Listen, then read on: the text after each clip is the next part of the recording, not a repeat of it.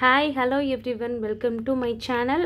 இன்றைக்கி வந்து சூப்பரான ஒரு ஸ்டைலிஷான ட்ரெண்டியாக போயிட்டுருக்க ஸ்கேலப் நெக் டிசைன் தான், குர்த்தி நெக் தான் நம்ம வந்து எப்படி ஸ்டிச் பண்ணுறதுன்னு சொல்லிட்டு பார்க்க போகிறோம். ஸோ அதுக்கு லைனிங், மெயின் ஃபேப்ரிக் எல்லாமே கட் பண்ணி ரெடி பண்ணி வச்சுட்டேன் நான். ஸோ நெக்கு வந்து நான் கேன்வாஸில் ட்ராப் பண்ணிவிட்டு அதுக்கப்புறம் வந்து பார்த்திங்கன்னா நான் குர்த்தியில் வச்சு ஸ்டிச் பண்ண போகிறேன். அதை ஒன் பை ஒன்னாக நம்ம பார்க்கலாம். ஃபஸ்ட்டு கேன்வாஸில் வந்துட்டு நான் மார்க் பண்ணுற மெத்தடில் இந்த நெக் மார்க்கிங் வந்து அதாவது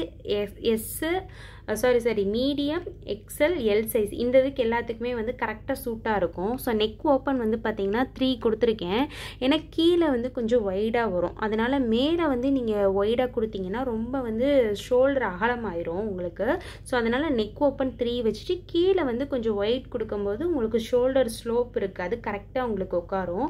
ஸோ அதனால தான் நெக் ஓப்பன் 3 கொடுத்துட்டு டெப்த்து அதோட ஒய்டெல்லாம் எந்த அளவுக்கு நான் கொடுத்துருக்கேன் அப்படின்றது நீங்கள் பார்த்தீங்கன்னாவே உங்களுக்கு தெரியும். அதிலே நான் மார்க் பண்ணியிருப்பேன்.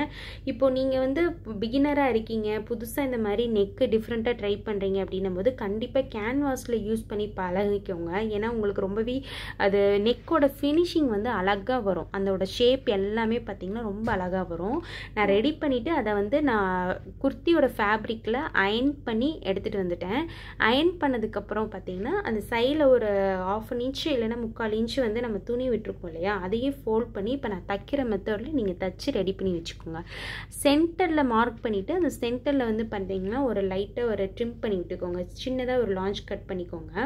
கட் பண்ணிவிட்டு இப்போ அந்த குர்த்திக்கு கீழே கட் பண்ணி வச்சுருக்கேன் இல்லையா, ஸோ அந்த டேபிளில் கட் பண்ணி வச்சுருக்கிறதுல மெயின் ஃபேப்ரிக்கும் லைனிங்கும் சேர்த்து நம்ம கரெக்டான அதாவது ஃப்ரண்ட் பார்ட்டு அது உள்ளே நம்ம லைனிங் எப்படி வைப்போம் அதே மாதிரி வச்சு ஷோல்டர்லேருந்து ஆர்ம் ஹோல் அதுக்கப்புறம் பார்த்தீங்கன்னா கீழே வரையும் நீங்கள் வந்து ஜாயின் பண்ணி வச்சுக்கோங்க.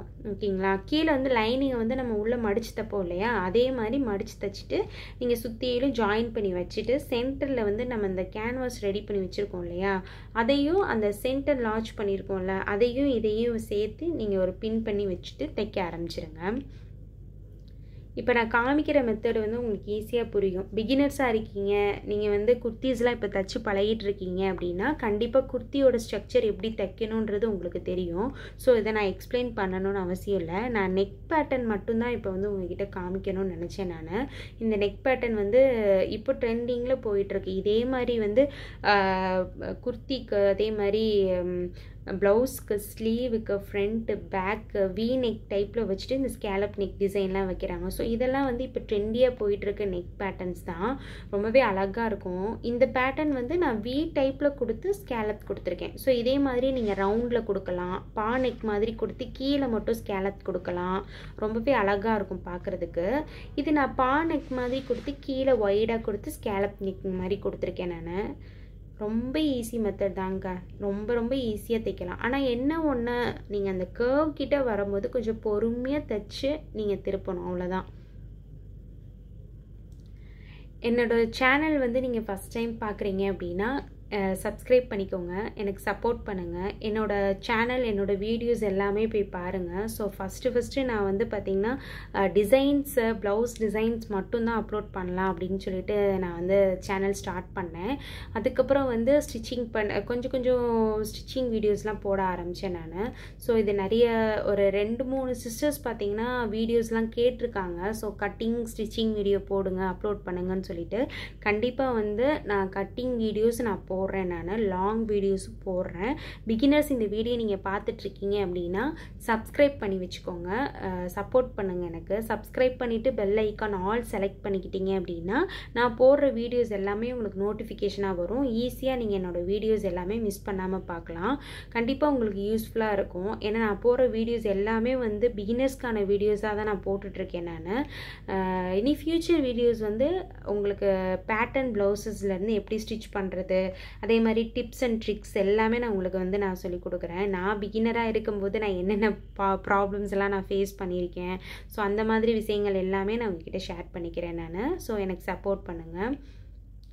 இது நான் தச்சு திருப்பினதுக்கப்புறம் அந்த இடத்துல கர்வ் கிட்ட அழகாக கட் பண்ணியிருக்கேன் இல்லையா, நீங்கள் அந்த தையலில் பற்றாமல் பொறுமையாக கட் பண்ணிவிட்டு நான் இப்போ திருப்பின மெத்தடில் நீங்கள் திருப்பிட்டு அது மேலேயே ஒரு படிமான தையல் வந்து நீங்கள் போட்டுருங்க. போட்டுட்டிங்க அப்படின்னா நீட் ஃபினிஷிங்காக இருக்கும். இது இல்லை நீங்கள் படிமான தையல் மட்டும் அந்த நெக்லைனை ஒட்டி போட்டுட்டு உள்ளே திருப்பிட்டு அந்த உள்ளே வந்து நம்ம கேன்வாஸ் விட்டு அந்த லைனிங்கோடு விட்டுருக்கோம் இல்லையா, அதை வேணால் நீங்கள் வந்து ஹெம்மிங் பண்ணிக்கலாம். உங்களுக்கு தையல் வேண்டாம், வெளியே தெரிய வேணாம்னு நீங்கள் நினச்சிங்க அப்படின்னா ஹெம்மிங் கூட பண்ணிக்கலாம். ஸோ பிகினராக இருக்கீங்கன்னா ஃபஸ்ட்டு ஒரு தையல் கூட போட்டுக்கோங்க, ஒன்றும் பிரச்சனை இல்லை. அப்போ தான் வந்து அந்த லைனிங் கிளாத், குர்த்தியோட மெயின் ஃபேப்ரிக் எல்லாமே வந்து ஒரே ஈவனாக பதிஞ்சிருக்கும். பிடிச்சிருந்ததுன்னா லைக்